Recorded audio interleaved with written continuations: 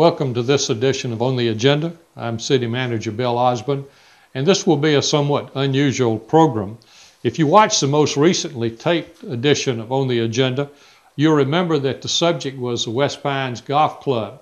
And I talked with, most of that time, with Jim Haslam, who is the head of HMS Golf. And of course, West Pines is an 18-hole facility that's owned by the city of Douglasville, located basically between I-20 and near the downtown area. And we have a lease arrangement with HMS Golf. And that's what we were talking about is how the city acquired West Pines, basically through funds from the 2002 SPLOSH, Special Purpose Local Option Sales Tax, and how we did a nationwide competitive search for a firm that could be responsible for the planning and reconstruction of the old West Pines golf course, and then to handle the management of that course for a period of time. And we looked at many different companies, but settled on HMS Golf from Woodstock, Georgia. And Jim Haslam is the head of HMS Golf. And while we had a great conversation in the last program, we had more to talk about than we could squeeze into that period of time, especially considering we wanted to reserve some time for Mike Schluter, who manages West Pines, to be able to talk about the current activities. So in just a couple of minutes, we'll show the rest of the interview between Jim Haslam and myself that we taped before. The second part of today's program will be an interview with Jamie Gilbert, the Executive Director of the City of Douglasville Development Authority. Also, I have a few announcements of upcoming events that I want to call to your attention. But before we start the tape that we made last month, we'd like to give you a couple of clarifications. You will find Jim Haslam and I both talk about problems. And basically what we were talking about in terms of problems, in other words, problems that had hit West Pines, they were twofold. One was the economy, the other was the weather. And of course, with the poor economy, fewer people were playing golf. And we don't have to talk much about the weather here in Douglasville, Douglas County.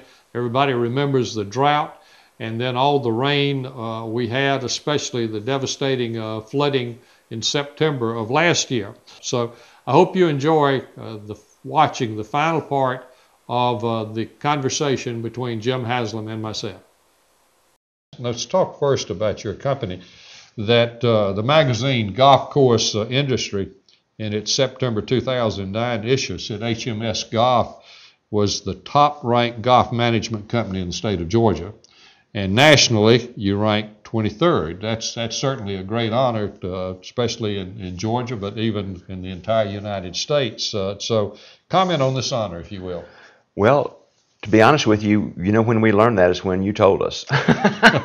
Because we didn't know that. And there was no check attached to that award, so we weren't really focused on it. But it's nice to see that, I suppose. But it's really, to be honest, not something that we particularly focus on. We're focused on more on our relationships and being sure our businesses run properly. And if we get, that takes us into the top 25 or the top in Georgia, great. Right. Well, one way I think that I looked at it, it just kind of verified our selection of HMS back several years ago. Concerning the course itself, Golf Styles magazine says West Pines is one of, quote, Georgia's 100 must-play courses. I think that's a great compliment and lets us know that this municipal golf course is being recognized in a positive way by the golfing industry. Yeah. So what do you think about that honor? That one I think is a lot more important. That reaffirms that we have been successful in doing what we set out to do. That's exactly what we set out to do, and we did it we did it at an affordable budget, and we brought, when you can bring that kind of a quality product to the market and be able to keep it priced in the high 20s, low 30s for people to play, then that's a statement that we've done our job and we've worked together. And we brought online what we intended to do. So that's really an honor in my opinion. Right. You know, the 30-year lease agreement we have with HMS Golf says that you will pay us $19,082 a month on the lease. And of course, from the time we opened until right at the end of 2008, y'all were paying on time, or maybe 2 or 3 times you were a few days late. And then with all that you've talked about, we know that financially things got very tough and you got behind. You caught up from the end of '08, first part of '09. You got caught up by the middle of '09, but with what you've described, you're behind again at this time. And of course, we're working on that. And we're looking forward to good weather as you are, both so we got plenty of people playing so that we get back online there. But I know that just the golf industry itself is really getting hit. And you mentioned on this, you've been around a long time with this, Jim. Kind of look into the future. What do you see ahead for the golf industry? We assume that the weather will get squared away. Hopefully the economy will get squared away. But what's gone on over the last few years has probably changed the golf industry for maybe our lifetimes. That's probably true. The golf industry was already in a seriously overbuilt situation. There's a lot more supply than demand in the golf industry due to really a red-hot real estate market, and a lot of golf courses got built for non-golf reasons. They were built as amenities for real estate.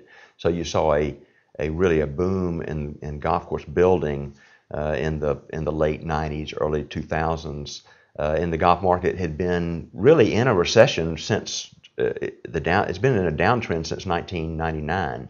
So as a whole, so the industry was already suffering in some regards, and then when you had the weather conditions and the economic collapse on top of that, then it's really put a lot of these golf courses that were marginal over the edge. Mm-hmm. I expect to see mass closings. Really, I really do, and we deal with a lot of projects where our biggest clients right now are banks that are dealing with foreclosed properties. Right. So there's going to be changes in the industry. You're going to see a lot of courses that are not well positioned, not well managed, or too much debt. Whatever I think will close, which will gradually bring the supply-demand situation back in balance. And then with normal weather, I think the golf courses that are left standing will probably do pretty well. Right. I don't know how long that's going to take. Right. And your view of West Pine's position in this? Perfectly positioned. It's perfectly positioned. It is the kind of project that's going to continue to do well. It's just, I hate to say it, it's just a little bit better. It's better positioned than most of the competition, and it's priced properly. It's a good product, and it's in a great location. So yeah, I see West Pines will survive this and will thrive long term. That's music to my ears. Mine too. Now, when the City Council approved this resolution back on March 1, and they were saying they wanted the relationship with the city and HMS to continue, one thing that comment was made at that time was pointing out that we were not having to deal with the operating deficits that some other local governments were having to deal with their golf courses. Can you explain to our viewers why the city government and its citizens haven't had to deal with significant operating deficits? Well, it goes back to the original structure and how we did the deal and how it's positioned. But West Pines is profitable. I mean, the lease payments to the city are $19,000 or something a month. So in order to be able to make those payments historically, the golf courses had to generate a $230,000 a year operating profit. And it's done that, and it's going to continue to do that. We make, the first thing that happens is the money comes in, is we pay operating expenses, then we pay debt, and then if money's left over, then HMS would get that profit. There hadn't been a lot of profit. We've got a lot of capital invested, but we still look at it from a long-term perspective, that as things get better and Douglasville grows and the economy resumes its pace, it's a good long-term deal.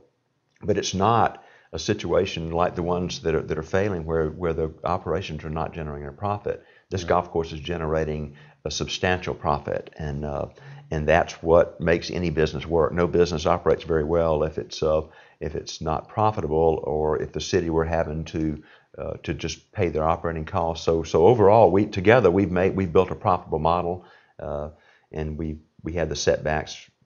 Primarily the big setbacks has been from the floods and the cost of that, but it'll stabilize, it'll get back on track, and it'll continue to pay the city. Right. And, you know, we're delighted with the lease payments, because at the end of the 30 years, with your lease payments that you've paid us, you will have paid off our loan through the lease payments. And of course, one thing that we said in the very beginning, and we included that in the request for proposals that you responded to, we were not looking at the golf course as a money maker for the city. We were looking to have a good amenity for our citizens who enjoy golf. And of course, one of the things we did is that unless you're making a real big profit, we don't get to share in that profit. And of course, as you said, a lot of times you've had enough to pay everything, but not really money that you could say, hey, that's the profit. But the good part to the citizens is when it's lost money, we don't sustain the losses. HMS is responsible for all operating losses. So that's the way we set it up in the very beginning. Appreciate you being with me today. Thank you.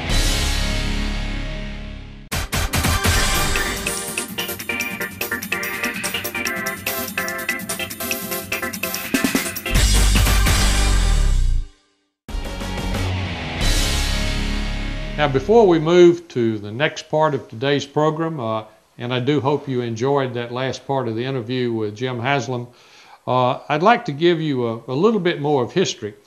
In the first episode on West Pines, I talked about how the city had looked at purchasing West Pines back in the early 1990s.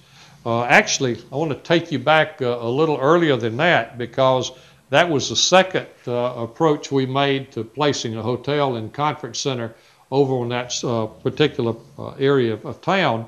But back in more than 20 years ago, back in the late 1980s, I was working as a consultant for the city, and one of my assignments was to see if we could come up with funding that would enable the city to build a hotel with a small conference center on part of the land that's now occupied by Sam's Walmart.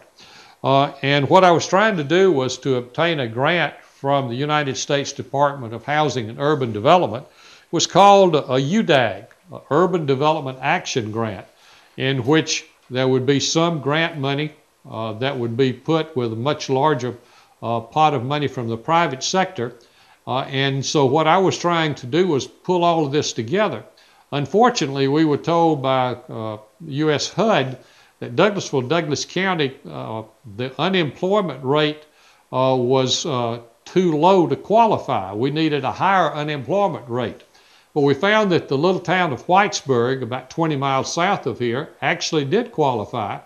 And we worked with the city of Whitesburg and with the company that actually had employed me to pursue this, working with the city, and to put together an application. We got this private company to agree to sign an agreement with the cities of Whitesburg and Douglasville. The two cities, Douglasville and Whitesburg, actually signed an intergovernmental agreement by promising that in this hotel conference center development, a lot of those jobs would go to citizens from Whitesburg as an economic development project for them. We did get preliminary approval from HUD, but the company that I was working with from the Midwest was not able to get all the funding pulled together that was needed in order to make that project go forward. I thought you might be interested in that. It's kind of like Paul Harvey used to say, now you know the rest of the story. And of course, as you know, the city is still working on a conference center in the downtown area to replace the small one we have now. This would be a much larger facility that we'll talk about sometime soon. And the City Development Authority has among its projects working to bring eventually a larger hotel back in the area of the I-20 Highway 5 interchange. And speaking of the City Development Authority, when we come back in just a moment, I'll be talking with Jamie Gilbert, who's the Executive Director. Hope you'll stay tuned.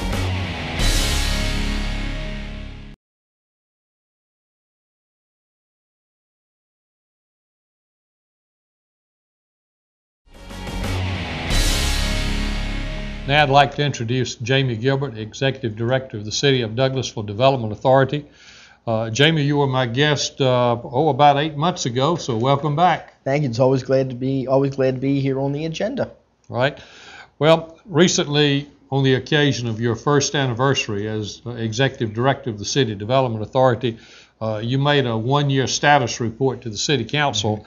Share with us some of the highlights of that report. Well, 2009 to 2010, which, as you said, is our one-year anniversary here from April 2009 to April 2010, was a fantastic year for the City of Douglasville and our economic development activities. We accomplished many of the goals and objectives that we set out for the authority, and we did exactly what I think the City of Douglasville selected officials wanted us to do as far as being able to generate the types of companies that were expanding here, the job creation, the investment numbers. We accomplished a lot of goals, and I'd like to just kind of run through several of the things that I think were key successes for us in terms of projects. First of all, we had 5 new and expanding businesses in the City of Douglasville for that time frame. And considering the state of the economy, I think that's a very, very good number for us, and also considering we were in our infancy as an organization. But what we did with those 5 new and expanding businesses, 3 of those we directly sought out on our own. Those companies did not come to us. We went and found them, and we were able to keep those jobs in Douglasville and create new jobs in Douglasville, which was very, very important for us. If you look at what we set as a goal for our authority, we had really 3 primary goals that we set for ourselves. One was that we wanted to create high-wage jobs for the residents of Douglasville. 2 is we wanted to backfill some of our older retail and industrial properties. And 3, we also wanted to target specific types of sectors here in Douglasville and make better use of the square footage to employment ratio from what we had seen in the years past. So if I go back and I look at the numbers that we had for the last year, a couple things stand out. The sectors. Let's talk about the types of sectors. We want to be able to build a different kind of economy here in Douglasville. We believe with our location so close to Atlanta, so close to the airport, and having such an educated workforce here in our community, that we can begin to build a different kind of economy in Douglasville. And if you look at what we've said as target sectors for us, we started fulfilling that. We brought in higher education with the Georgia Highlands College project. We brought in medical services with a company that will be announced within the next few weeks. We also have an advanced manufacturing, which is Mitchell Specialized Fabrication, that's expanding its operations here. And we also have an information technology company, the Ross Group, which will be leasing space in downtown Douglasville. Those firms represent very high-wage jobs for this community. And I don't want to get into the specifics about what each company has as far as the salary goes, but between the companies that we've targeted, the average salary for those positions that will be in Douglasville is $81,000 a year. Those are well above the per capita income and the average incomes for our community. So we're doing pretty good in that respect. The other thing we wanted to do is make sure we backfilled that space that was available. We'd love to see new construction, don't get me wrong. New construction is great. It adds to the tax rolls, and it helps be able to bring companies here that we don't already have. But we also have an obligation to go back and take a look at the properties that are on the market and try to fill those spaces, and we've done that. With our IT firm, as I mentioned, they're going to be leasing space downtown. They're going to be going into the Regions Bank building. They're going to be occupying most of that entire first floor on what would be the west side of the building. Our friends at Mitchell Specialized Fabrication, they've taken a building on Bright Star Road, which was an older industrial building that has been vacant for several years, and they're going to be going into that. And then finally, the medical services firm that we mentioned will be taking space in one of our shopping centers, and that space has been vacant now for about 2.5 years as well. So we're accomplishing the goals that we want: backfilling space, high number of jobs per square foot, and high salary positions for our residents. So I think from that perspective, we did very well for the city and for the authority for our first year. Now, there are some other things that we did that kind of are sometimes under the radar screen, but they're all important to us getting to where we want to be as a development authority and as a city. And one of those was to put projects in the pipeline. And in order to build projects in the pipeline, we had to be proactive in our marketing. We went out and we aggressively marketed the city of Douglasville. We did it via the World Wide Web by creating our DouglasvilleDevelopment.com website. We built relationships with the utility companies, with our partners, the Georgia Department of Economic Development, with the Metro Atlanta Chamber of Commerce, with real estate brokers. And what we've now started to see is our pipeline is filling up with projects.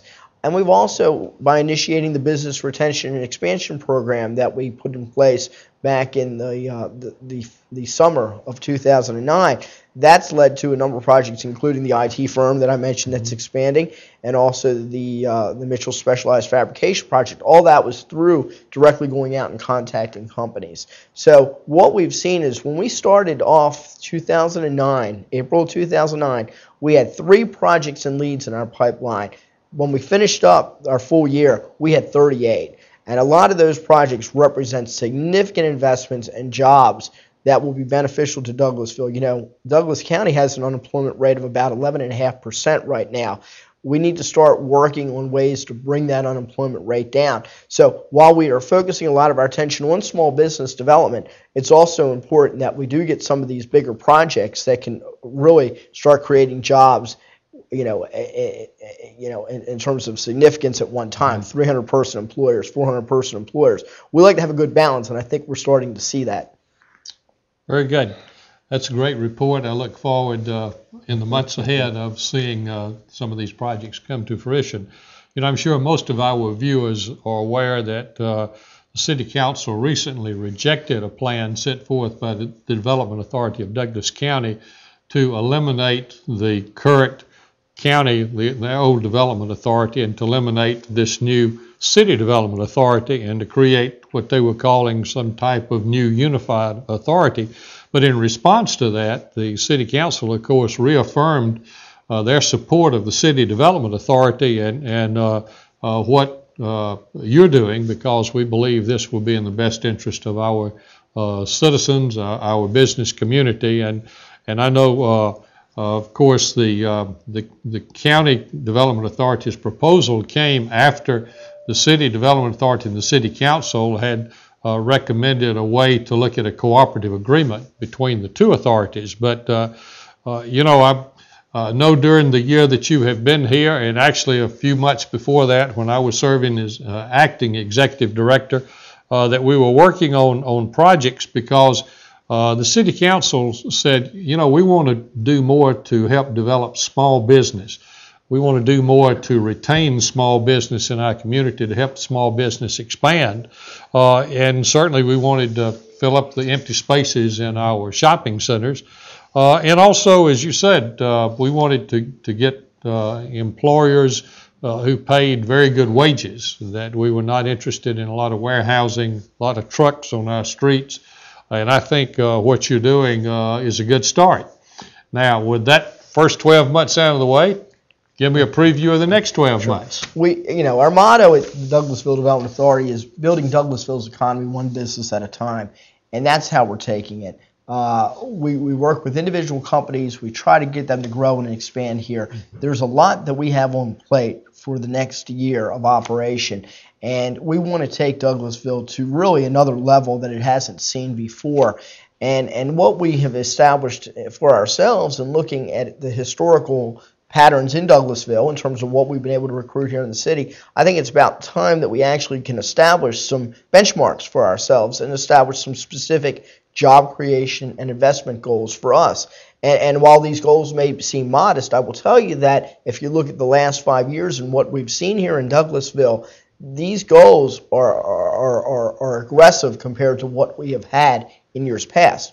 And so, at least for a job creation number, for the next 12 months, what I would like to see is us to create at least 250 new jobs here in the city. The second goal would be to at least see investment here of $24 million in terms of projects. I think we can exceed that goal, and that's what we're going to be working very hard to do. Some other goals for us is the goal to continue to backfill some of this space. We have some properties down in the Riverside Parkway area, both existing buildings and land sites. I think we can really start to move those existing buildings. We're optimistic that one project we're involved in right now will come to fruition in the next couple months, which would take one building off the market. But then there will be some other buildings down there, and so we have to work to fill those. I'd also, though, would like to see some new construction take place. There are a number of industrial sites and retail sites throughout our community in which that could happen.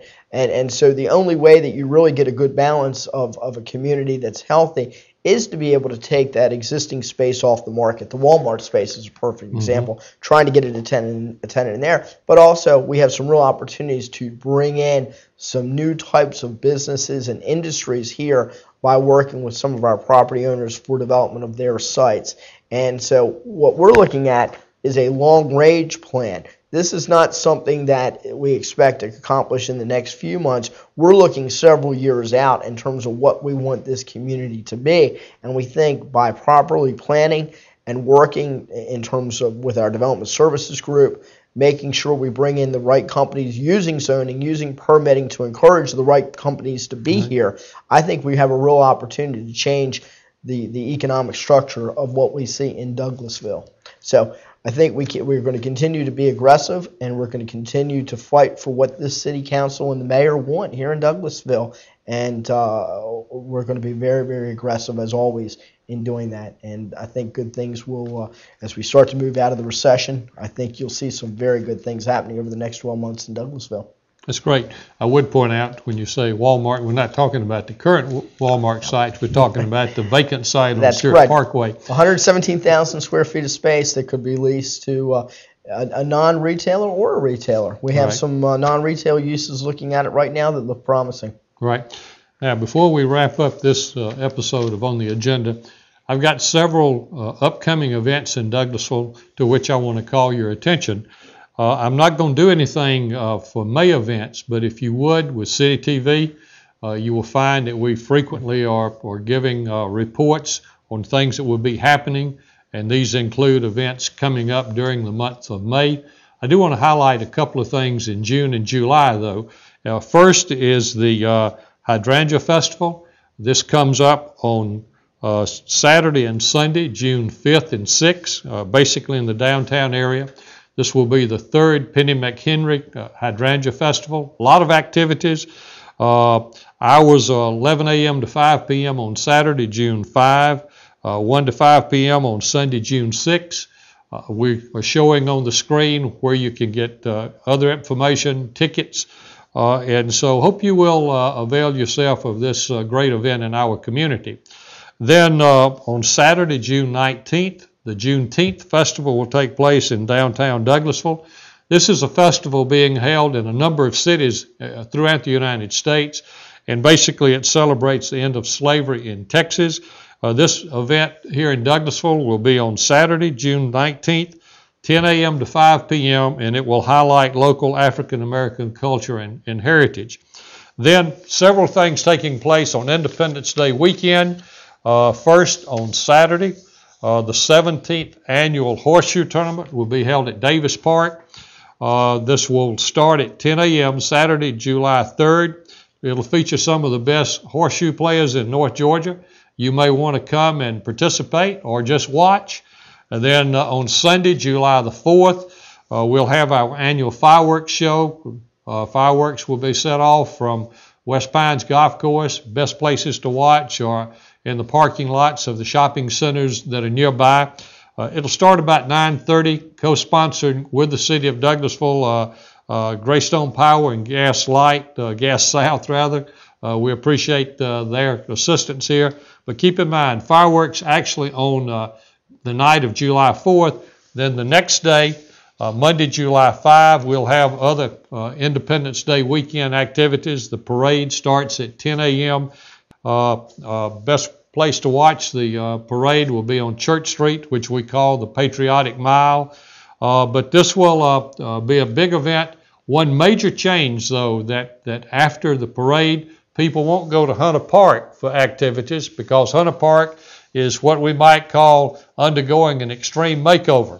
Actually, everything will be in the downtown area. So all of those types of events that you have enjoyed in the past at Hunter Park, other than the softball game, we'll actually have downtown. Share House will have its annual barbecue, but local restaurants will be open. So after the parade, you don't have to go anywhere. Just you can go enjoy a good meal and enjoy activities downtown. But Jamie, it's time for us to wrap up another edition of On the Agenda. Appreciate you having been with me today. Thank you, Mr. Osborne. And to all of our viewers, thank you for being with us.